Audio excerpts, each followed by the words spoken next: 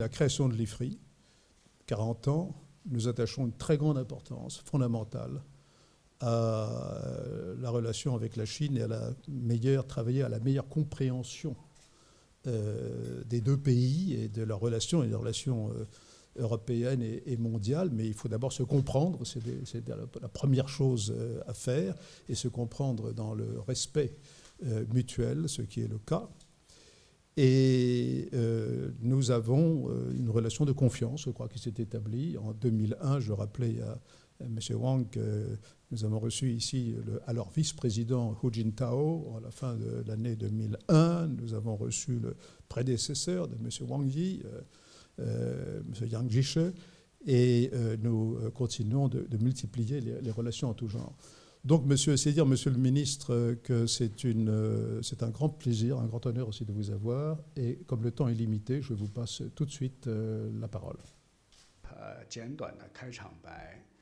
Je partage totalement l'introduction du président de Montréal. Je suis aussi d'avis que la Chine et la France, comme deux grands représentants des civilisations orientales et occidentales, devons s'admirer, nous admirer mutuellement, nous respecter mutuellement et échanger davantage pour nous comprendre mieux, afin de bâtir la confiance mondiale, afin de bâtir la confiance mutuelle. C'est la base des relations sino-françaises. La Chine entend continuer à œuvrer avec toutes les personnalités françaises dans ce sens. Aujourd'hui, dans le XXIe siècle, les efforts communs entre la Chine et la France en faveur du multilatéralisme, de l'équité, de la justice, afin de jouer notre rôle de grand pays d'influence mondiale, c'est très important pour le progrès de l'humanité.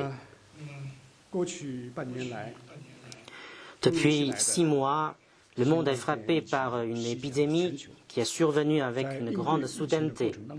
Face à ce défi sanitaire, la Chine et l'Europe se sont mutuellement soutenues.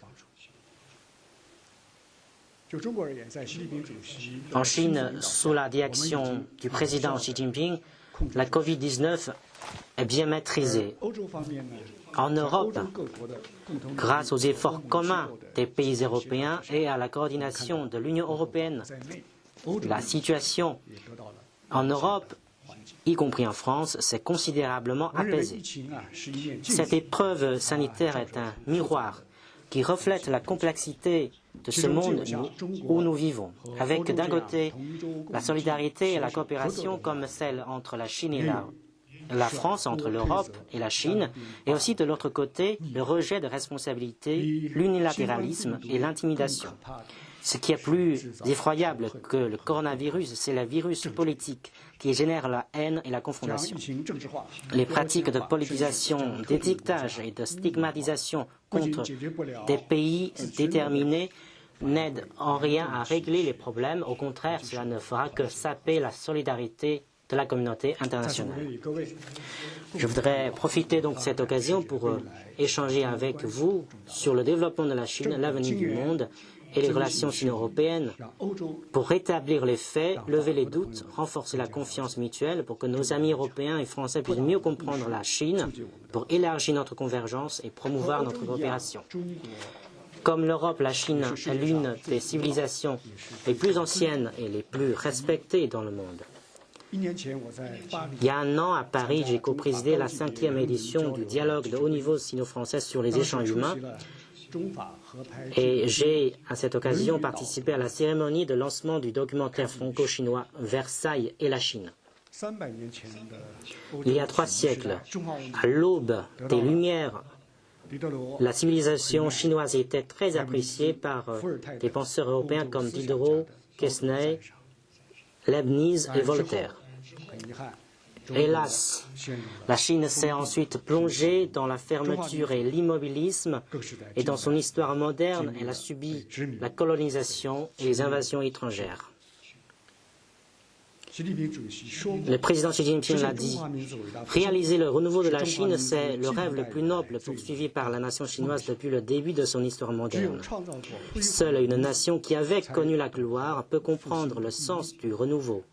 Et seule une nation qui a subi les adversités aspire aussi profondément au renouveau.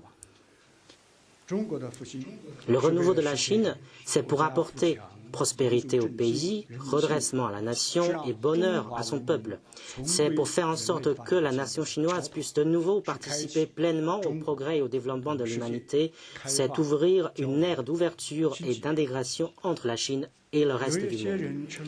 Certains disent que le renouveau de la Chine, c'est pour changer, voire conquérir le monde. Dire cela, c'est ignorer l'histoire de la Chine, c'est ignorer la civilisation de la Chine. L'agression n'a jamais été dans les gènes des Chinois. Dans l'histoire, la Chine était pendant longtemps un des pays les plus puissants du monde. Mais elle n'a jamais cherché ni l'expansion, ni l'hégémonie dans le monde. Nous posons souvent l'exemple suivant. Sous la dynastie des Ming, il y a près de 600 ans, à la tête de la flotte la plus grande et la plus avancée de l'époque, le grand navigateur chinois Zheng He a effectué 7 expéditions maritimes pour atteindre les côtes de plus de 30 pays asiatiques et africains. Ce que ces voyages ont montré, ce sont la culture et les technologies. Et ce qu'ils ont laissé derrière, ce sont la paix et l'amitié. Dans le dictionnaire de la nation chinoise, la primauté de la paix et l'harmonie de la diversité sont nos idéaux. Aider les autres à réussir tout en se réussissant et mettre le plus grand bien au-dessus de tout sont nos principes. Le bon voisinage et la concorde entre les États sont nos causes de toujours. La quête de la paix et de l'harmonie est enracinée dans nos esprits. Elle est aussi l'origine culturelle de notre engagement actuel pour la communauté de destin de l'humanité.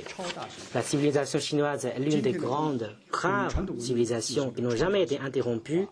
Elle connaît aujourd'hui une transformation créative et un développement innovant.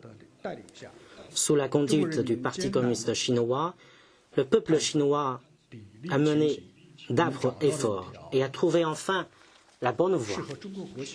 La bonne voie vers le renouveau et le développement qui est propre à la Chine, qui convient à nos réalités. C'est la voie du socialisme à caractéristiques chinoises.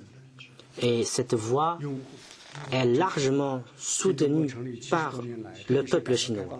Depuis la fondation de la Chine nouvelle, il y a plus de 70 ans, et notamment depuis le lancement de la réforme de l'ouverture sur l'extérieur, il y a près de 4 décennies, nous avons sur cette voie remporté des succès reconnus.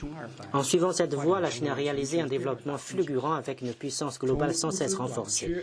Elle est passée d'un pays pauvre et faible à la deuxième économie du monde, d'un pays démuni à un grand pays manufacturier, le seul à avoir toutes les catégories industrielles énumérées dans la classification de l'ONU, et elle est passée d'un pays semi-colonial victime d'humiliation et d'invasion un grand pays d'influence mondiale et membre permanent du Conseil de sécurité. En suivant cette voie, le peuple chinois est devenu maître de son propre destin.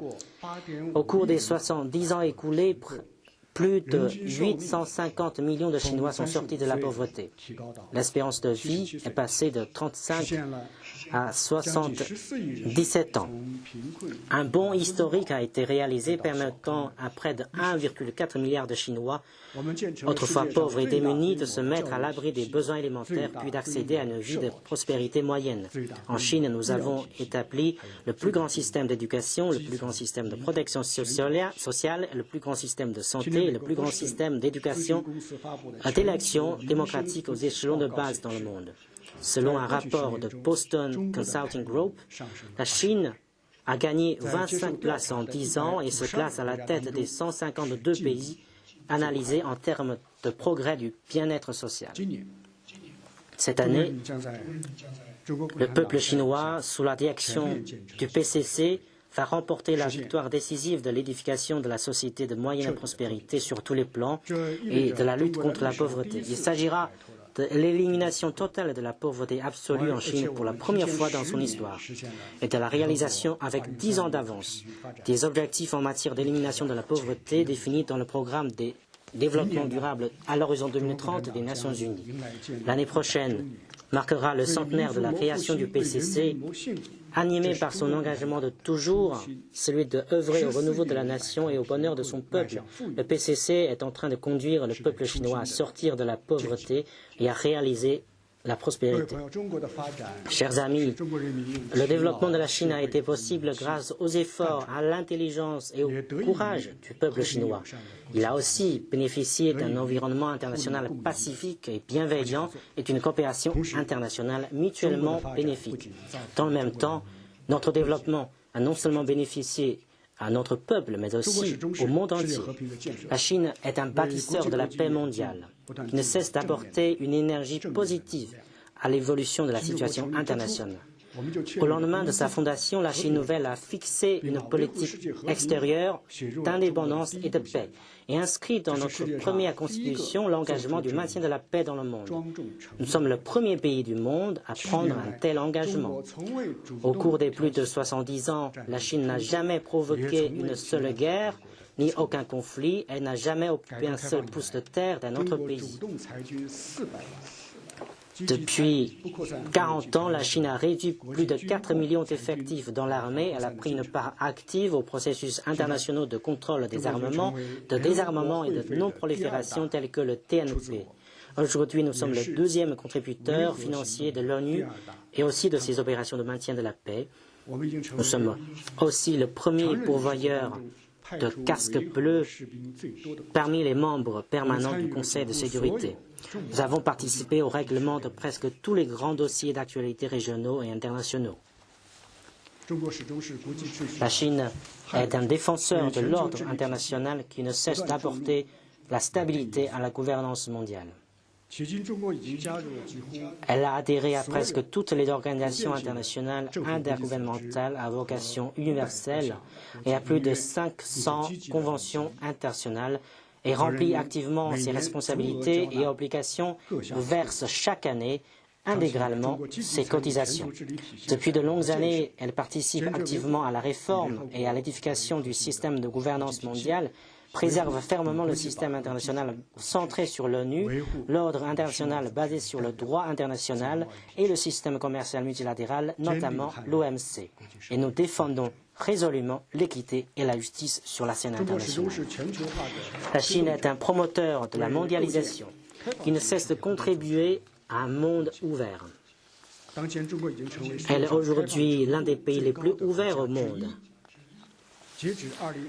En 2019, le niveau de taxation douanière globale de la Chine a baissé à 7,5%, inférieur à la grande majorité des pays dans le monde, et c'est un niveau très proche de celui de l'Europe. Et il continuera de baisser dans l'avenir. L'accès au marché chinois ne cesse d'être élargi. Nous figurons depuis 2 ans parmi les économies dont le climat d'affaires a connu la plus grande amélioration. C'est ce que dit la Banque mondiale. Elle est aussi le premier partenaire commercial de plus de 130 pays et régions et l'un des marchés les plus importants pour les grandes multinationales. Environ 490 entreprises des top 500 ont des investissements en Chine. Il y a 7 ans, face aux nouvelles évolutions de la mondialisation, le président chinois a proposé l'initiative des nouvelles routes de la soie.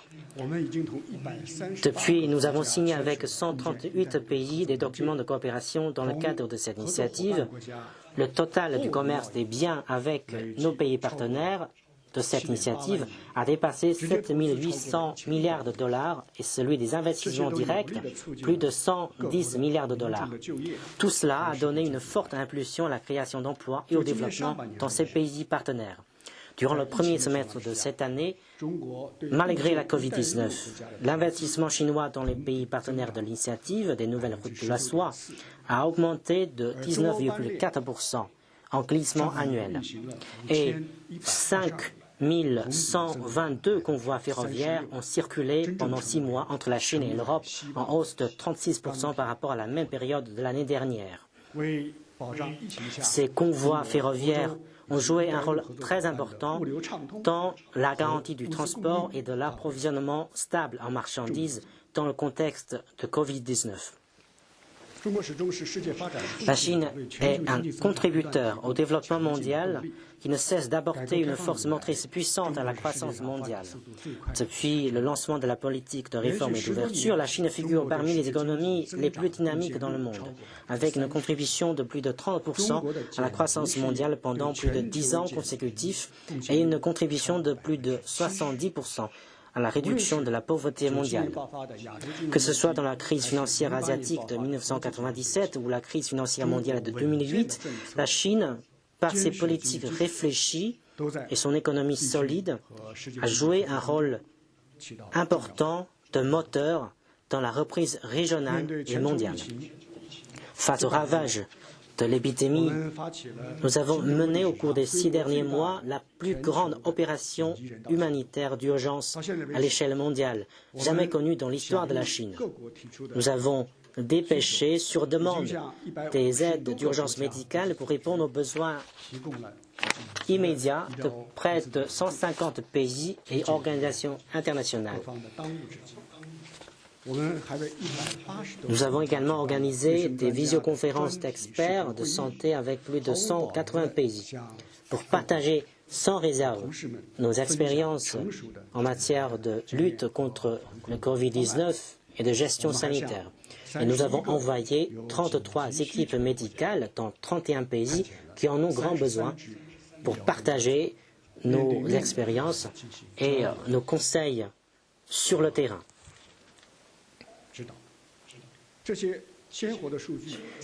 Tous ces faits et tous ces chiffres donnent une conclusion claire. La voie de développement choisie par les Chinois correspond à l'aspiration commune des 1,4 milliard de Chinois et correspond au courant de notre époque, celui de la paix et du développement. Cette voie est dans l'intérêt de la Chine et aussi du monde entier. C'est une bonne voie. Donc nous avons toutes les raisons de la poursuivre avec une détermination totale. Chers amis, la Covid-19 a porté un coup dur à l'économie chinoise, mais notre économie a résisté aux impacts de l'économie. Elle affiche une dynamique de reprise croissante, une forte résilience et un immense potentiel. Au deuxième trimestre, le PIB de la Chine a renversé la courbe descendante, a réalisé une croissance de 3,2%. Elle est devenue aussi le premier pays du monde à renouer avec la croissance. Selon le FMI, la Chine sera parmi les quelques pays qui auront enregistré une croissance positive en 2020.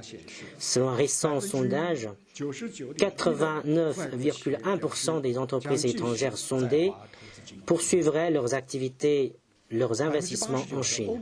Et 89% des entreprises des pays membres de l'UE n'envisagent pas de délocaliser leurs chaînes industrielles hors de la Chine.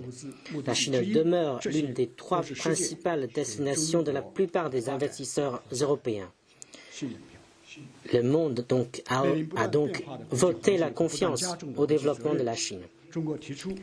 Dans un environnement international changeant, la Chine, qui est appelée à assumer des responsabilités internationales plus lourdes, a avancé l'idée de faire valoir pleinement ses atouts grâce à un immense marché et ses potentiels de demande intérieure pour créer une nouvelle architecture de circulation double caractérisée par la priorité accordée au circuit économique interne et à une interaction entre le circuit interne et le circuit international. Nous continuons d'élargir à la fois notre demande intérieure et notre ouverture sur l'extérieur pour partager avec le monde les opportunités de développement de la Chine. Nous allons continuer à accroître notre demande intérieure et notre ouverture sur l'extérieur pour partager les opportunités et les fruits de développement de la Chine et favoriser la reprise et le développement dans le monde. La Chine poursuivra fermement la voie de développement pacifique. La Chine n'est pas l'Union soviétique d'autrefois et veut encore moins suivre la voie des États-Unis. Quel que soit notre stade de développement, Elle ne prétendra jamais à l'hégémonie ni ne pratiquera la politique d'expansion. Nous suivrons fermement une voie nouvelle dans le développement des relations interétatiques, celle du dialogue et du partenariat, et celle du refus de la confrontation et de l'alliance. Nous développerons un réseau plus large de partenariats internationaux avec des amis toujours plus nombreux.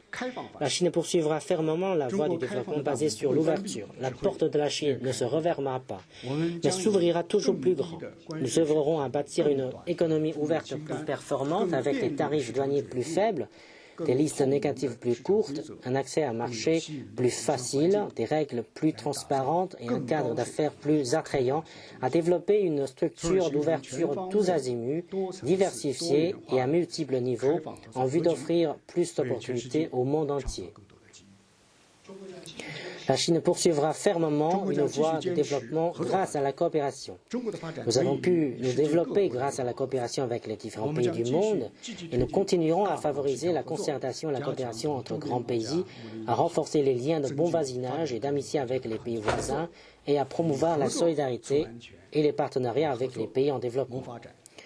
C'est par la coopération que nous contribuons à la sécurité, réaliserons le développement et relèverons le défi. La Chine poursuivra une voie de développement mutuellement avantageuse. Nous nous opposons depuis toujours à la logique du jeu à somme nulle, selon laquelle celui qui gagne prend tout.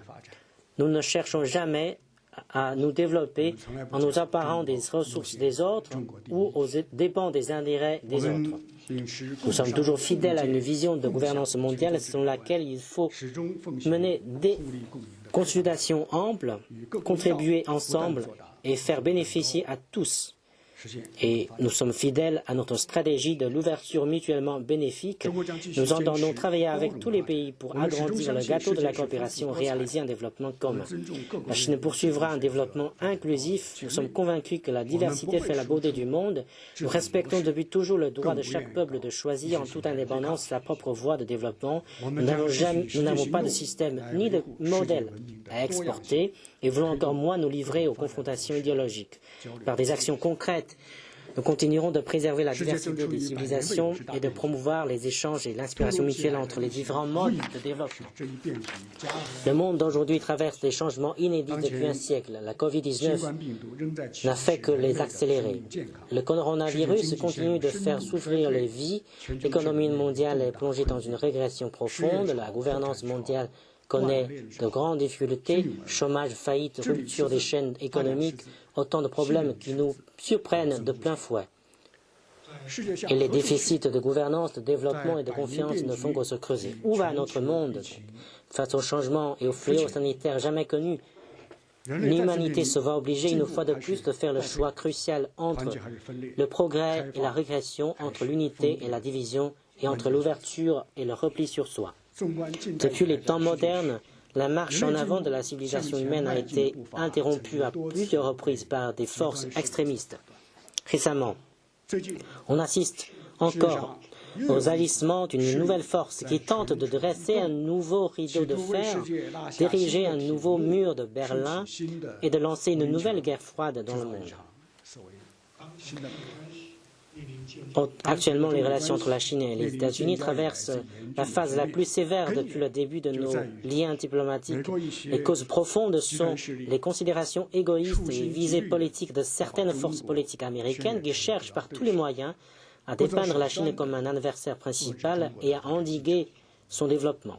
Elle provoque délibérément la confrontation idéologique dans le monde et force publiquement les autres pays à prendre parti pour entraîner à tout prix la Chine et les États-Unis dans les conflits et la confrontation avec les autres pays dans le jeu de la confrontation, la compétition entre grands pays, poussant ainsi le monde entier dans l'abîme de bouleversement et de division. Le courant de l'histoire est irréversible, irrésistible. Aucun acte anachronique ne saurait trouver d'écho ni durer dans le temps.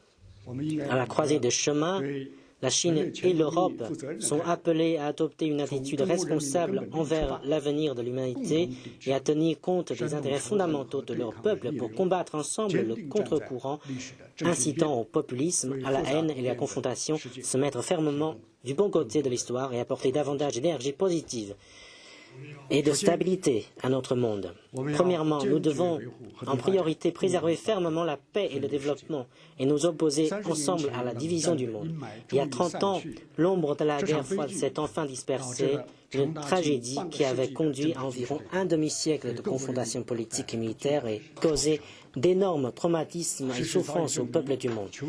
Les faits ont prouvé que le bellicisme ne peut que créer des courses aux armements et des dilemmes sécuritaires. Et l'affrontement entre blocs finira par faire éclater la coopération internationale. En tant que grand pays responsable, la Chine est sans équivoque sur son choix. Nous nous opposons fermement à une nouvelle guerre froide et nous n'admettons jamais qu'une force quiconque ne prive le peuple chinois et les autres peuples du monde de leur droit au développement et à une vie meilleure. Nous entendons, avec l'Europe, faire entendre notre voix, la voix de notre temps, c'est-à-dire oui à la solidarité, au progrès et au développement pacifique et non à la division, à la régression, au conflit et à la confrontation. Deuxièmement, nous devons défendre fermement le multilatéralisme, nous opposer ensemble à l'unilatéralisme et à l'intimidation. Les actes unilatéralistes et d'intimidation se multiplient et constituent désormais le plus grand défi pour l'ordre multilatéral international. Nous ne pouvons laisser la politique du plus fort ramener notre monde au temps de la jungle, ni accepter que la marche vers un monde multipolaire et la démocratisation des relations internationales soient entravées par l'unilatéralisme. Quels que soient les aléas internationaux, la Chine se tiendra fermement du côté du multilatéralisme. Elle préconisera et poursuivra une vision de gouvernance mondiale basée sur le dialogue, la coopération et le partage. La Chine voit dans l'Union européenne une force majeure dans le processus de multipolarisation et nous entendons travailler avec elle pour préserver ensemble l'efficacité, l'autorité du système multilatéral et défendre l'équité, la justice et l'ordre international. Troisièmement, nous devons continuer d'élargir la coopération mutuellement bénéfique et nous opposer ensemble à l'isolement et au découplage. La tendance de l'histoire de la mondialisation est irréversible et les chaînes industrielles et d'approvisionnement mondiales ne peuvent être fragmentées. La tentative d'un certain pays qui recherche un découplage forcé est contre la loi du marché et est incompatible avec la réalité et ne correspond pas aux intérêts réels. La Chine est aujourd'hui étroitement liée au reste du monde. Se découpler de la Chine, c'est se découpler du monde et du marché immense le plus dynamique du monde.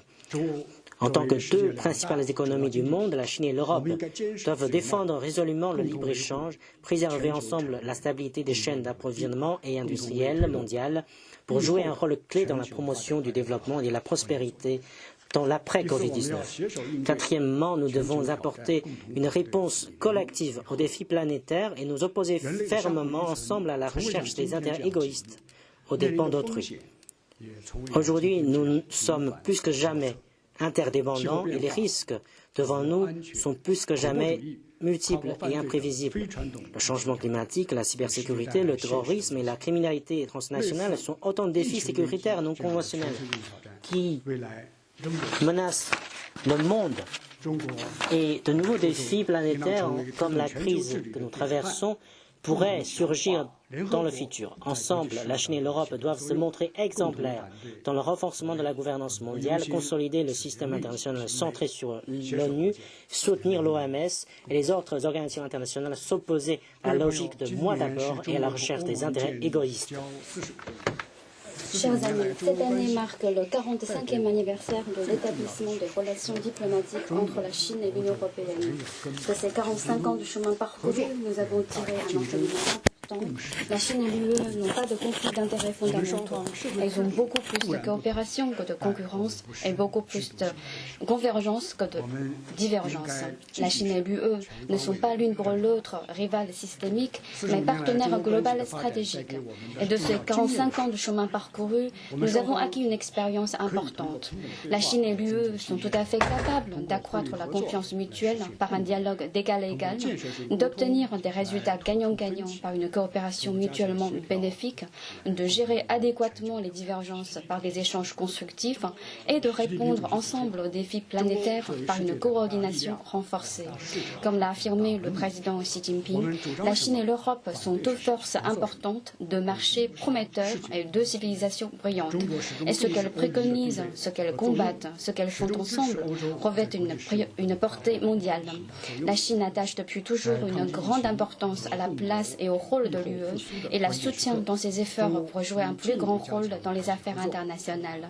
En ce moment crucial de lutte collective contre la Covid-19 et pour le redressement, les deux parties devront renforcer la solidarité et la coopération, relancer rapidement le dialogue et la coopération sur tous les plans et jouer pleinement le rôle de double moteur pour injecter une forte impulsion à la solidarité et à la coopération internationale et bâtir le partenariat dans 4 domaines. Premièrement, construire le partenariat contre le défi sanitaire et promouvoir la coopération pour la relance économique. Aujourd'hui, rien n'est plus important que de combattre le virus et de sauver des vies.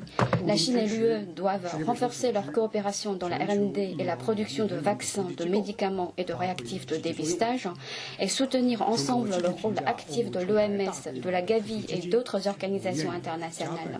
La Chine salue la création par l'UE d'un fonds de relance ambitieux et elle est prête à accélérer les mesures de facilité pour la circulation des personnes et des marchandises, ce pour contribuer à la relance européenne. Deuxièmement, renforcer le partenariat pour l'investissement et réaliser des bénéfices mutuels. La Chine et l'UE doivent, dans l'esprit de flexibilité, de pragmatisme et de synergie, œuvrer à trouver rapidement des solutions aux difficultés des négociations sur l'accord d'investissement en vue de conclure d'ici fin d'année un accord global, équilibré et de haut niveau.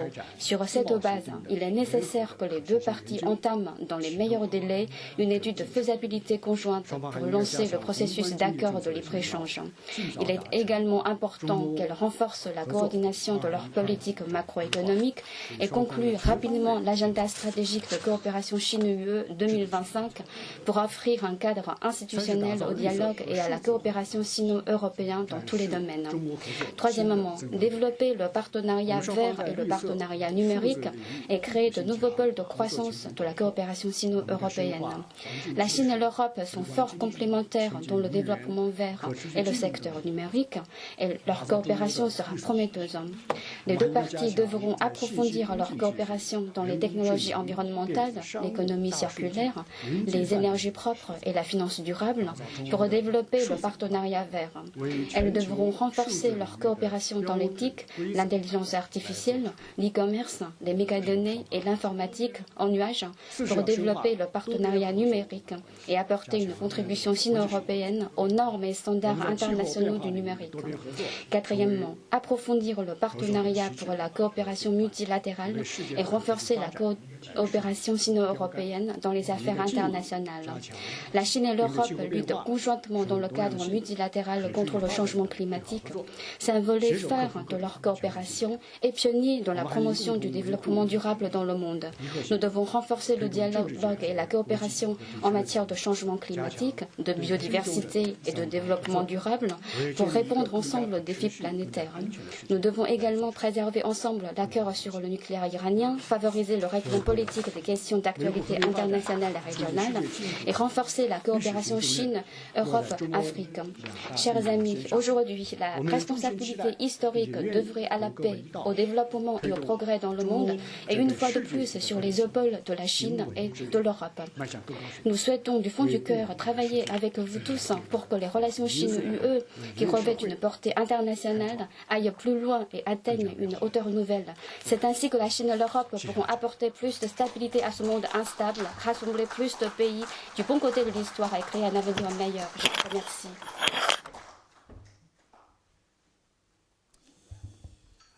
Bien, Monsieur le ministre, je vous remercie de cette présentation extrêmement complète, qui est très claire, hein, qui développe la vision de la Chine. Je voudrais vous dire tout d'abord que la plupart d'entre nous admirons, bien sûr, la grande civilisation chinoise, mais aussi cette extraordinaire réussite depuis plus de 40 ans maintenant, avec les réformes et leur extraordinaire succès. Oui, je crois que la France, l'Union européenne veut se battre pour maintenir le multilatéralisme, ce qui d'ailleurs ne veut pas dire que nous ne défendons pas nos intérêts, parce que le multilatéralisme, c'est aussi une façon civilisée de résoudre les conflits d'intérêts. Mais la question que je voudrais vous poser pour ouvrir ce débat est vraiment de nature politique. Que nous le voulions ou pas, nous Européens ou vous Chinois, les États-Unis n'acceptent pas et n'accepteront pas de perdre la primauté. C'est un fait. Les relations internationales continuent d'être des relations de puissance. Les rapports de force, ça continue d'exister. Déjà en l'an 2000, lorsque le président George W. Bush a pris ses fonctions, le directeur de la CIA de l'époque avait présenté un rapport pour dire, nous sommes en début de l'an 2000, que l'adversaire principal, c'était la Chine. Bon, puis il y a eu le 11 septembre, donc on s'est occupé un peu d'autre chose, la priorité a passé, mais aujourd'hui, c'est un fait que les États-Unis sont dans une posture de refus de perdre la primauté. Et ça va continuer. Ça va continuer, que Trump soit réélu, que Joe Biden soit élu, que n'importe qui soit président. Par conséquent, le climat va être extrêmement difficile. Et les Européens seront pris de leurs propres intérêts et les rapports de force en question qui vont aussi avoir un impact sur l'Europe. Alors, on ne peut pas être naïf. Je crois que les Chinois sont tout sauf naïfs. Alors, Monsieur le ministre, ma question, c'est, vous dites qu'il faut absolument éviter une nouvelle forme de guerre froide, nous sommes tous d'accord, mais comment peut-on l'éviter compte tenu de cette situation objective, réelle ?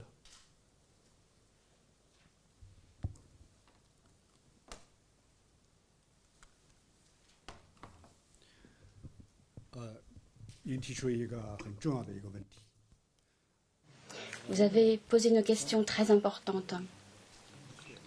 Et notre point de vue est très clair. Tous les pays sont membres égaux de la communauté internationale et tous ont le droit au développement. Les États-Unis se sont développés devant les autres.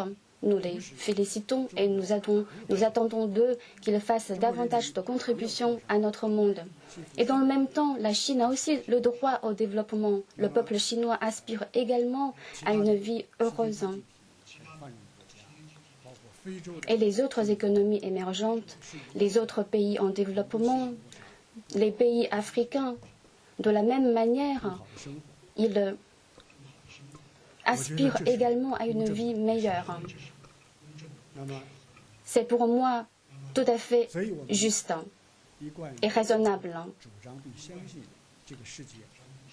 C'est pour cela que nous estimons toujours et nous sommes convaincus que le monde restera un monde multipolaire. Et dans le même temps, nous estimons qu'il est très important que les relations internationales soient des relations démocratiques. Un monde sain ne doit pas être celui qui est décidé par un ou deux pays. Ce n'est pas cela qui est prévu dans la Charte des Nations Unies et tous les pays doivent jouir de leur égalité souveraine. Donc nous espérons que les États-Unis, la plus grande puissance dans ce monde, adopteront une attitude plus inclusive et plus tolérante à l'égard du développement des autres. Nous espérons que tous les autres peuples, tout comme le peuple américain, auront le droit à une vie meilleure. Et si tous les 7 milliards d'humanité accèdent à une vie meilleure, n'est-ce pas le progrès de l'humanité, n'est-ce pas une très bonne chose? Et la situation réelle, tout comme vous l'avez dit, les États-Unis ne renonceront jamais à leur primauté. Mais le courant de l'histoire, il est majestueux et irrésistible. Nous sommes convaincus que le jour viendra où l'humanité bénéficie d'un développement équitable. Jamais nous n'avons eu l'intention d'entrer dans une nouvelle guerre froide contre qui que ce soit. Et d'ailleurs, l'environnement international d'aujourd'hui ne le permettra plus. Il n'est plus possible aujourd'hui que le monde se divise de nouveau entre 2 ou 3 blocs. Nous formons aujourd'hui effectivement une communauté d'intérêts et nous devons également former de ce fait une communauté d'avenir partagé entre l'humanité.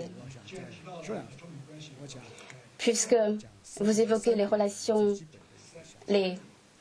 sino-américaines, je voudrais partager avec vous 3 points fondamentaux. Premièrement, la divergence entre la Chine et les États-Unis, ce n'est pas une lutte de pouvoir, ce n'est pas une lutte de place et ce n'est pas une divergence entre systèmes de société différents, mais c'est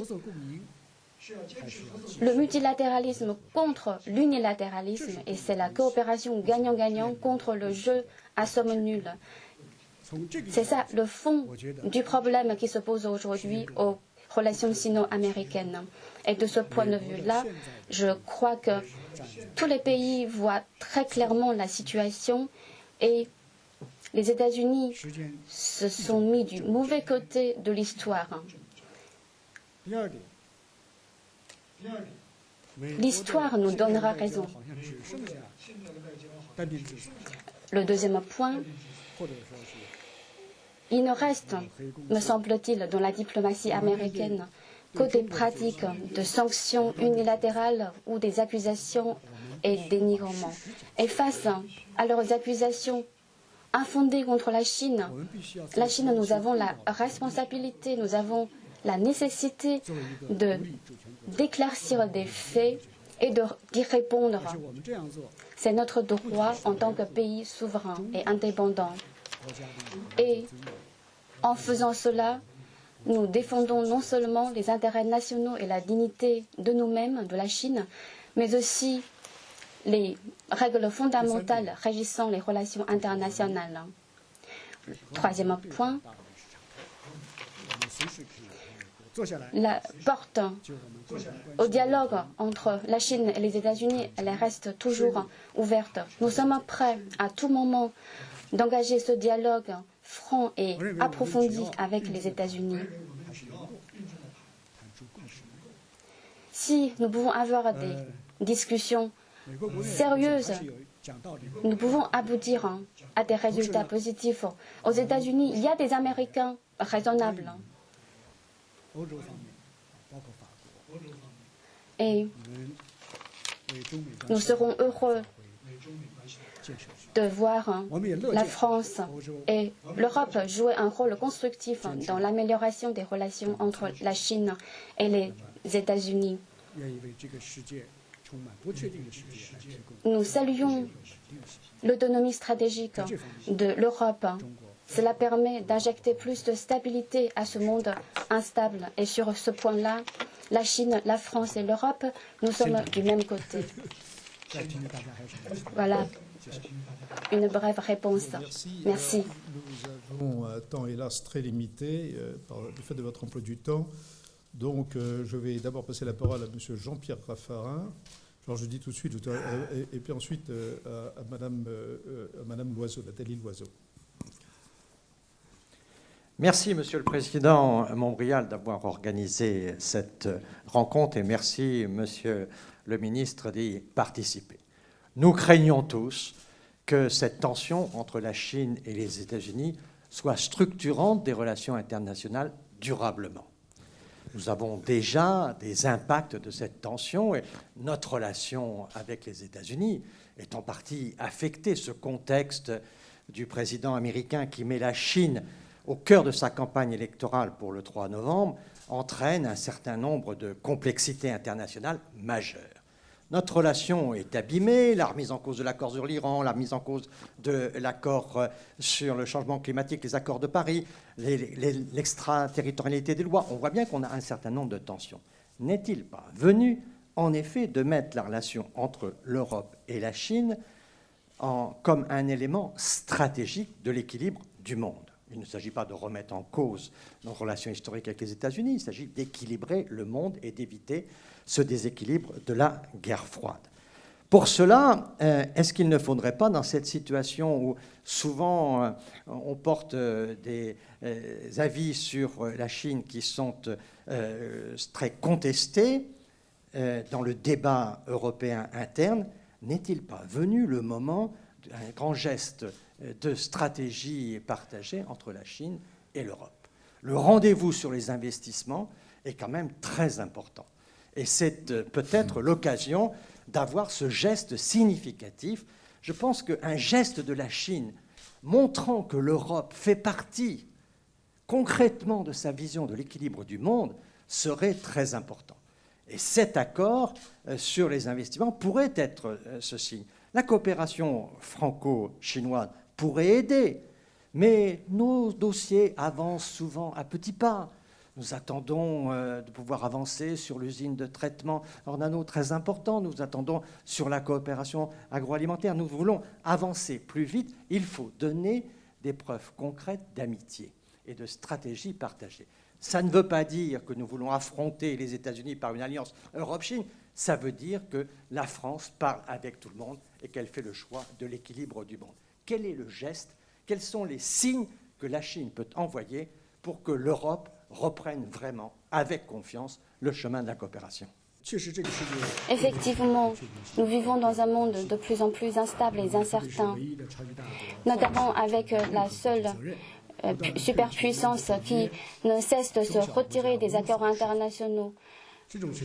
Cela risque de déstabiliser la vision du monde des pays petits et moyens.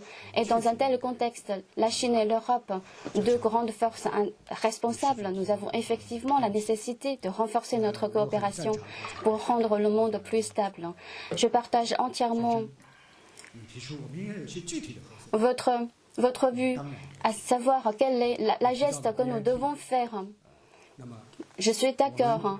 Je pense par exemple à l'accord d'investissement Chine-Europe. Nous avons tout à fait cette possibilité de le conclure avant la fin de l'année. Il ne reste que les seuls problèmes à résoudre et c'est plus que jamais le moment de faire un pas l'un pour l'autre.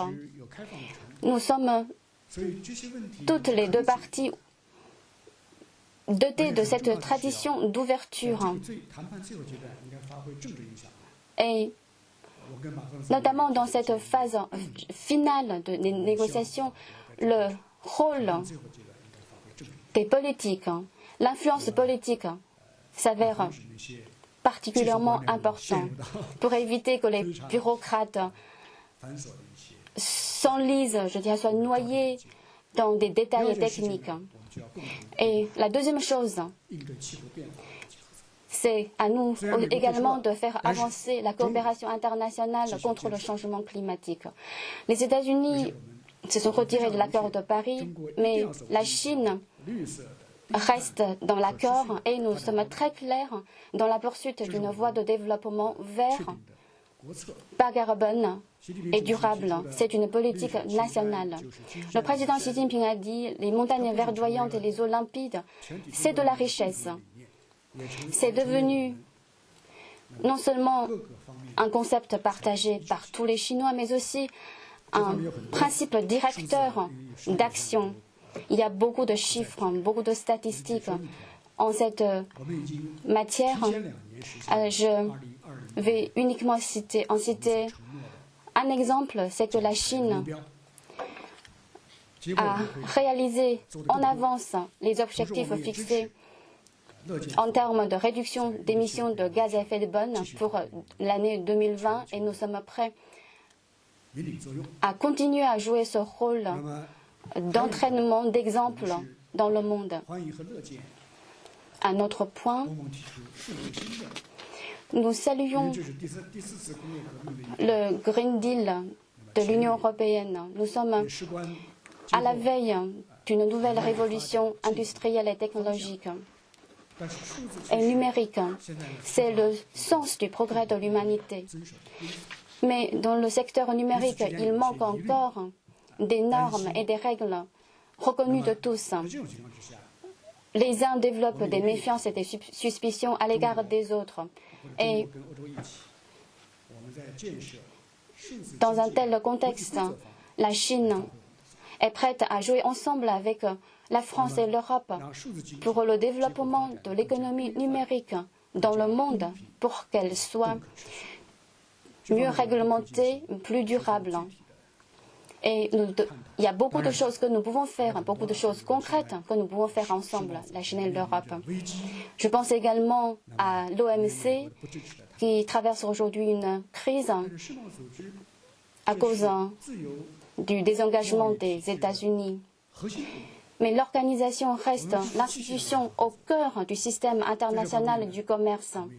Il faut qu'elle continue de jouer son rôle et pour ce faire, nous sommes prêts à travailler ensemble avec la France pour que l'organisation puisse élire rapidement un nouveau directeur général, pour que l'organisation puisse jouer de nouveau tout son rôle.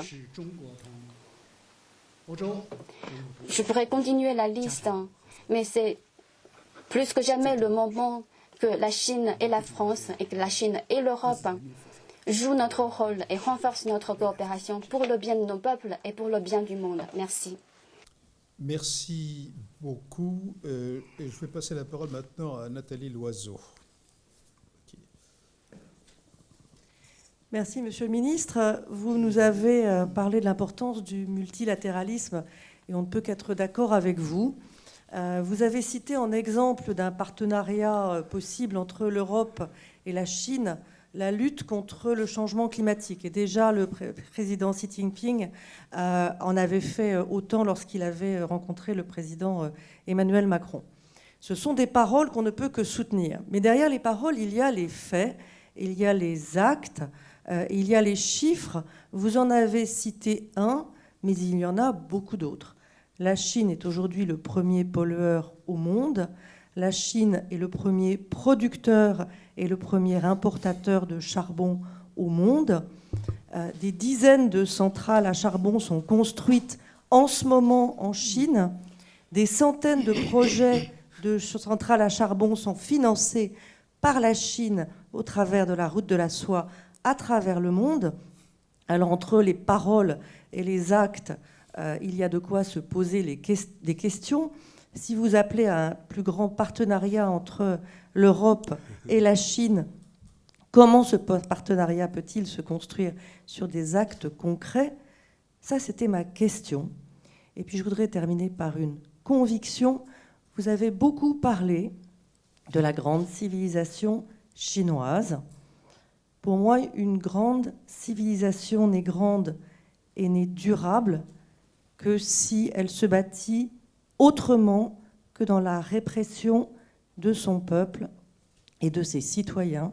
Et je voudrais exprimer aujourd'hui ma conviction que les valeurs fondamentales européennes sont des valeurs universelles.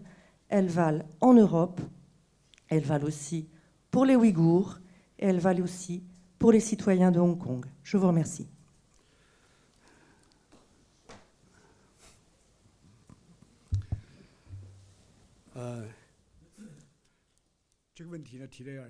C'est une question avec beaucoup d'acuité et c'est une question qui traduit aussi votre conviction. Et je peux effectivement donner davantage de faits et chiffres, par exemple sur le changement climatique. Tout d'abord, malgré toutes les pressions, toutes les contraintes, la Chine est restée dans l'accord de Paris, ensemble avec la France. Nous avons contribué à sa conclusion. C'est un exemple concret de notre rôle commun. Ou encore, comme je l'ai dit tout à l'heure, nous avons atteint 2 ans en avance nos objectifs en matière de réduction de gaz à effet de serre.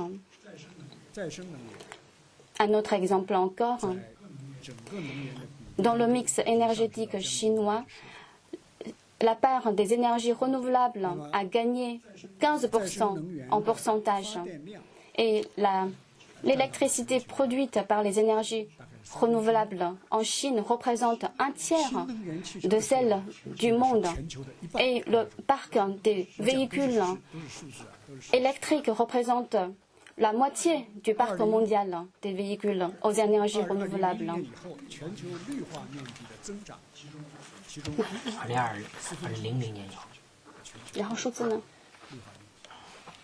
Et la Chine a reboisé un espace qui représente plus d'un quart de l'espace vert nouvellement créé à partir de 2000 dans le monde. Voilà autant de faits, autant d'actes concrets que nous avons accomplis dans le domaine de l'écologie. Je pense que beaucoup de ressortissants étrangers qui vivent à Beijing ont clairement l'impression que la qualité de l'air à Beijing n'a cessé de s'améliorer constamment. C'est un constat. Et à vous, madame, je voudrais dire que le concept est désormais très clair en Chine, c'est celui d'un développement vert en Chine. C'est un concept responsable non seulement pour notre génération, mais aussi pour les générations futures. Vous avez exprimé votre conviction qu'une grande civilisation ne doit jamais réprimer son propre peuple. Mais évidemment que oui, évidemment que vous avez raison.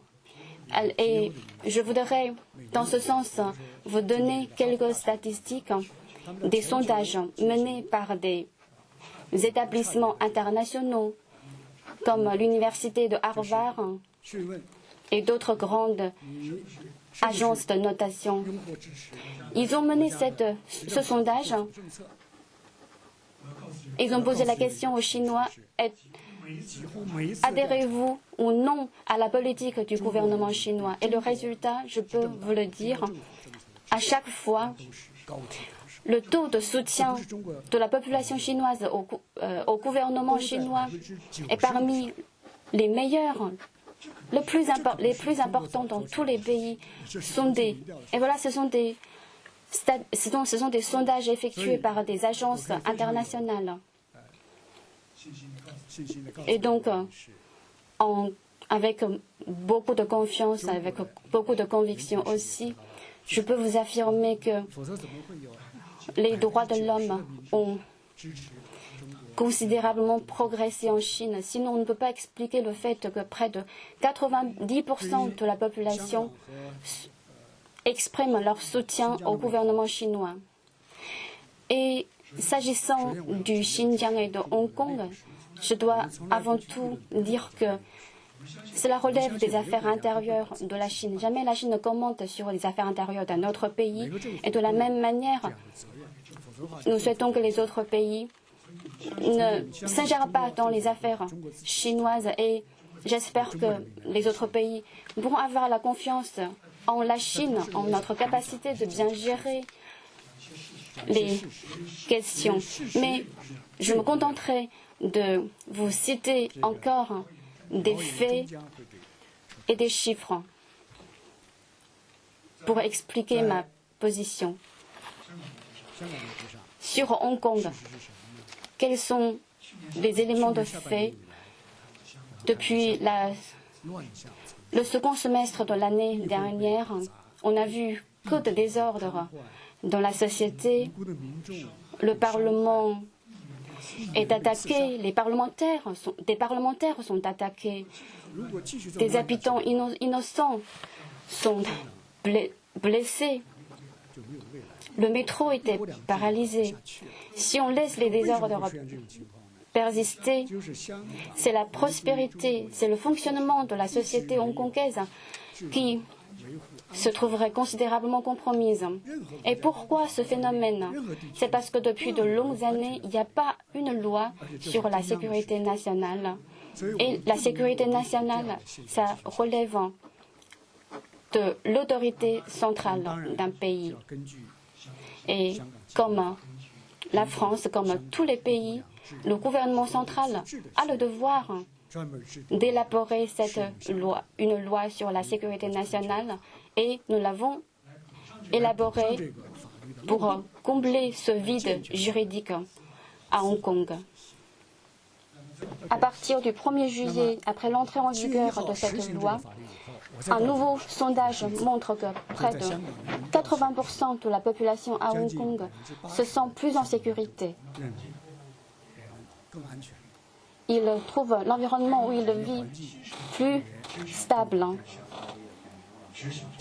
Et près de 70% de la population soutient l'application de cette loi. Et le tout premier article de cette loi stipule qu'il faut appliquer intégralement le principe un pays, deux systèmes. C'est notre politique. Et la loi stipule également qu'il faut protéger et garantir les droits de l'homme de la population hongkongaise, y compris tous les droits prévus par le Pacte international sur les droits civils et économiques mondial. Et la loi prévoit également une meilleure garantie du haut degré d'autonomie de Hong Kong. Par conséquent, c'est une loi qui permet non seulement de garantir les droits fondamentaux des Hongkongais, mais aussi garantira une meilleure application du principe un pays, deux systèmes. Et cela offrira également un meilleur cadre juridique aux ressortissants et entreprises étrangers installés à Hong Kong. Et sur le Xinjiang, quelques faits et chiffres également.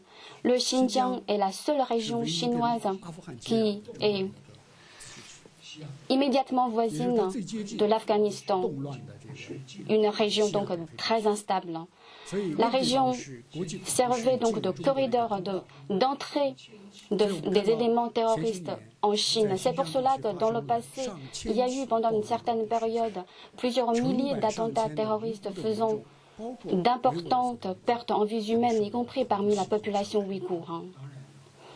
Et dans ce cas-là, il faut évidemment que le gouvernement chinois assume sa responsabilité de protéger la vie des Chinois.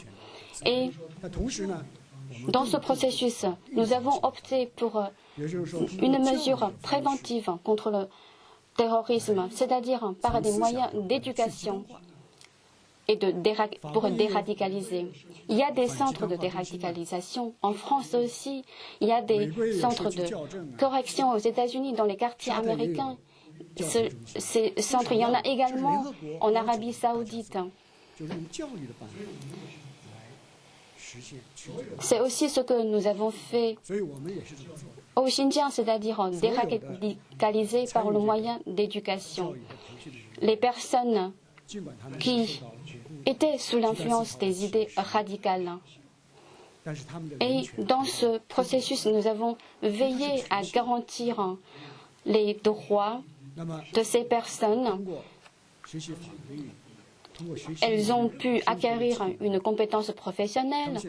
Ils ont tous fini leur formation dans ces centres. Ils ont pu trouver un travail et donc s'intégrer dans la société.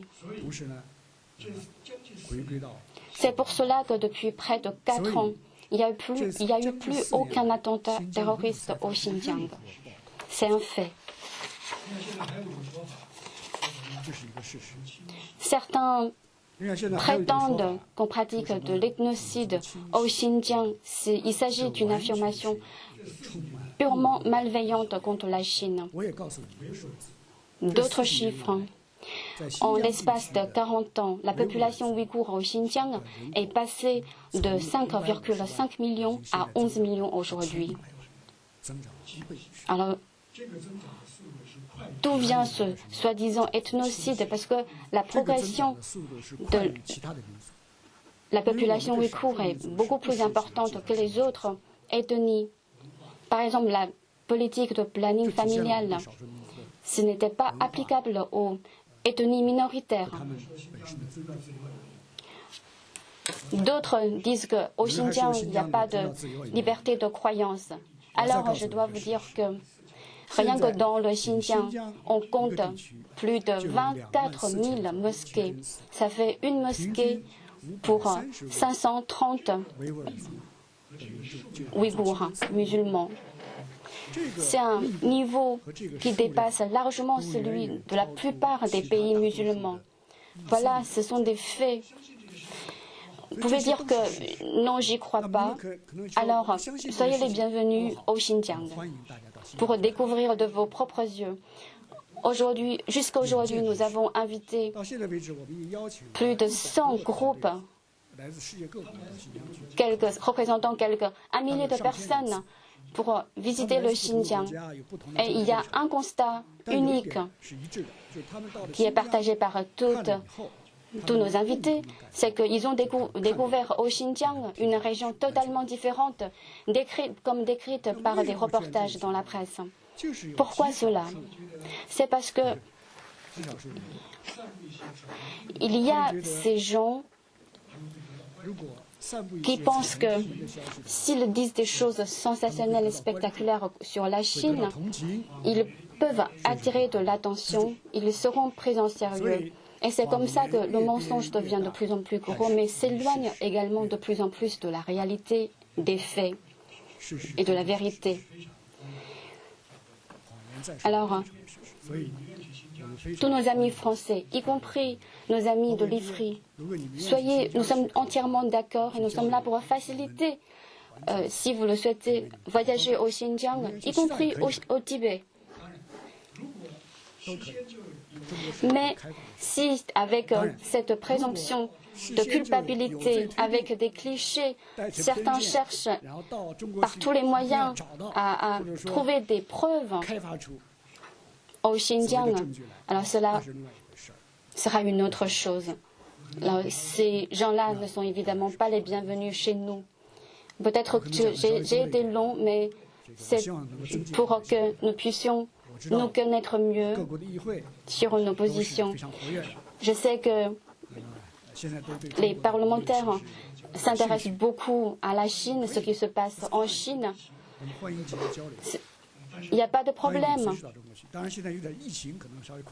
Bien sûr que les échanges sont aujourd'hui un peu entravés par la Covid-19, mais une fois les conditions sanitaires le permettent, soyez tous les bienvenus en Chine pour découvrir des progrès, pour découvrir ce qui se passe en Chine.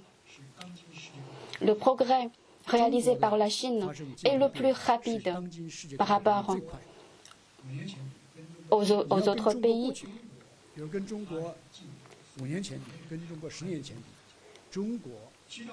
Si on regarde ce que la Chine était il y a 5 ans, il y a 10 ans, on se rend compte combien le progrès a été réalisé rapidement. Ça fait seulement 40 ans. Ça fait seulement 40 ans que la réforme de l'ouverture a été lancée. La réforme et l'ouverture ont été lancées, mais regardez combien est grand ce changement que la Chine a connu. Bien que nous soyons un petit peu en retard, j'espère que nous avons le temps encore pour une troisième question. Et Louis Schweitzer, ancien président d'honneur de Renault, entre autres. Monsieur le ministre, d'abord, je voudrais vous remercier pour votre remarquable exposé et vous dire qu'en tant que représentant des entreprises, je souhaite de tout cœur que votre vision du multilatéralisme s'impose et qu'il y ait un terme aux sanctions unilatérales dont les entreprises sont les premières victimes.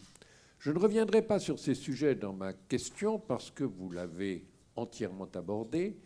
Je voudrais vous demander simplement si vous pouviez nous dire quelques mots des relations futures de la Chine avec deux voisins, l'Inde et le Japon, dans cette perspective de développement du multilatéralisme. Merci.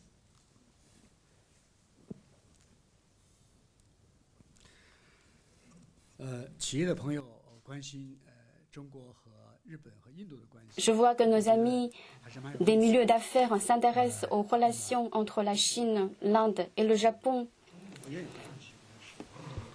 Et c'est une question à laquelle je répondrai volontiers. La politique de la Chine à l'égard de ses pays voisins, c'est une politique d'amitié. Nous souhaitons bâtir une relation de confiance pérenne avec nos voisins. La Chine, c'est une civilisation ancienne. Nos échanges avec nos voisins, ça date de plusieurs milliers d'années déjà. C'est pour cela qu'on place et toujours nos relations avec nos voisins dans une optique historique, en restant fidèles à cette politique d'amitié avec nos voisins, y compris en essayant de résoudre les questions historiques, toujours dans cette optique d'amitié. Et notre objectif, c'est le développement et la prospérité partagée. C'est la paix et la stabilité régionale. Parce que la région de l'Asie de l'Est a toujours été considérée comme la région la plus prometteuse dans le monde. Et la région regroupe également aujourd'hui de principales économies émergentes du monde. Et nous allons continuer d'appliquer une politique d'amitié à l'égard de nos voisins. Vous avez parlé de deux pays qui sont effectivement deux grands pays dans notre voisinage. D'abord sur nos relations avec le Japon. Ce sera toujours dans l'esprit de tirer les leçons de l'histoire pour se tourner vers l'avenir que nous développerons les relations d'une stabilité durable avec le Japon. Cette année marque le 75e anniversaire de la fin de la Seconde Guerre mondiale. C'est une année cruciale. Et à nous, donc, de tirer les enseignements précieux de l'histoire. Je pense qu'au Japon aussi, il y a de plus en plus de personnages éclairés adoptent cette même vision. Donc, les relations sino-japonaises avancent aujourd'hui vers l'amélioration. Et récemment, nos relations avec l'Inde ont attiré une certaine attention, avec notamment ce qui s'est passé à notre frontière. On risque d'entrer sur ce sujet-là dans des situations très concrètes, mais je dois vous dire que la Chine a toujours œuvré à la stabilité à la frontière sino-indienne. Jamais nous n'agirons, nous prenions des actes de nature à rendre la situation plus compliquée ou à provoquer l'escalade de la situation. Il n'y a toujours pas une tracée claire de frontières dans cette partie entre la Chine et l'Inde, mais nous sommes prêts à résoudre cette question par le dialogue. Et puis, nous souhaitons que cette question puisse être placée à une position appropriée dans les relations sino-indiennes.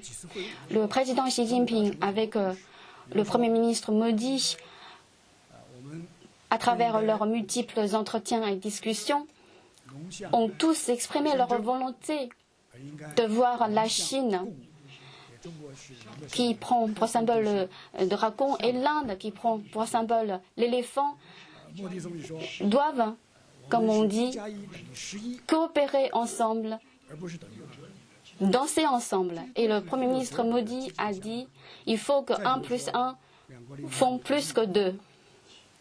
Et les deux parties ont également affirmé que l'aspect coopération dépasse l'aspect désaccord entre les deux pays. Il faut placer les questions de désaccord à une position appropriée dans les relations bilatérales. Ce point de vue-là, nos dirigeants l'ont exprimé très clairement et à nous d'y travailler concrètement. La population indienne approche aujourd'hui celle de la Chine. Elle est désormais de plus de 1,3 milliard d'habitants. La Chine et l'Inde sont toutes les deux de grandes civilisations. Nos économies sont très complémentaires. La Chine est de ce fait tout à fait disponible à travailler étroitement avec l'Inde pour accélérer le développement de l'Inde. Le marché chinois est ouvert aux produits et aux technologies indiens. Nous sommes toutes les deux grandes économies en développement et la Chine entend travailler avec l'Inde pour défendre au plan international les droits et intérêts légitimes des pays en développement pour créer un meilleur environnement de développement aux économies émergentes, pour que la Chine et l'Inde puissent se développer ensemble et quel spectacle cela offrira le développement de la Chine et de l'Inde avec leur population qui totalise quelques 2,7 milliards de personnes. Donc, c'est dans cette perspective-là que la Chine souhaite développer ses relations avec l'Inde. Nous souhaitons la bienvenue en Chine aux entreprises françaises, mais nous sommes heureux également de vous voir développer vos affaires en Inde pour que nos deux pays puissent accélérer notre processus de modernisation. Et c'est ça également bénéfique pour le développement de la France. Ce sera gagnant-gagnant pour tout le monde. Merci.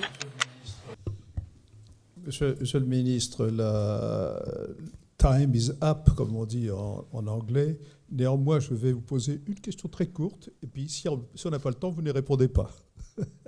Est-ce que vous pouvez dire un mot sur la Corée du Nord, bien sûr. Enfin, l'autre existe aussi. La RPDC de la Corée du Nord est aussi un voisin de la Chine. Nous suivons de très près la situation là-bas.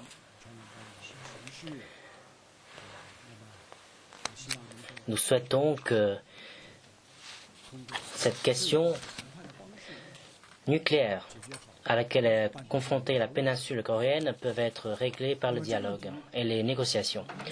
Je ne serai pas long sur ce sujet, mais la position de la Chine est constante. Nous préconisons une voie de règlement parallèle, c'est-à-dire d'un côté, faire en sorte que la dénucléarisation sur la péninsule soit réalisée et de l'autre côté, soit mis en place un mécanisme de paix. Les deux se contribuent mutuellement parce qu'avec un mécanisme de paix, il n'y aura plus de préoccupations sécuritaires de la Corée du Nord. Et il sera rassuré et il peut procéder ainsi à la dénucléarisation. Donc, les efforts ne doivent pas venir seulement d'une seule partie. Alors, les deux objectifs, on ne peut pas les réaliser en un seul coup. Donc, la Chine a également proposé la voie de règlement par étapes, pour y procéder étape par étape. Mais le début est essentiel. Le premier pas. Donc, cela doit être un dialogue entre les États-Unis et la RBDC. Avec le soutien de la communauté internationale, la Chine a aussi joué son rôle. Les deux pays se sont réunis à Singapour et ont fait une déclaration. Nous soutenons cette déclaration dans laquelle il y a eu 4 consensus, dont 2 sont extrêmement importants. 1, c'est la dénucléarisation et 2, c'est le mécanisme de paix. Et là-dessus, c'est aussi la position de la Chine et c'est l'attente de toute la communauté internationale. Mais malheureusement, après Singapour, il n'y a plus de progrès, d'avancée. C'est parce que les deux pays n'ont pas pu trouver une feuille de route concrète pour tenir en compte les préoccupations de part et d'autre. Notre souhait, c'est que grâce aux efforts de tous, et notamment grâce aux efforts de la RPDC et des États-Unis, le dialogue puisse continuer pour réaliser les 2 objectifs que j'ai évoqués tout à l'heure. La Chine soutiendra ce processus et je crois que la France le soutiendra aussi. Parce que nous devons jouer tous notre rôle pour un monde sans armes nucléaires.